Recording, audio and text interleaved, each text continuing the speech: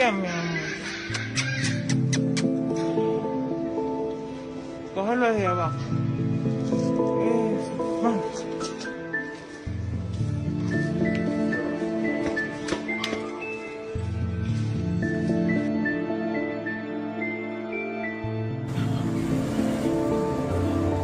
Lo voy a llevar a la veterinaria ahorita.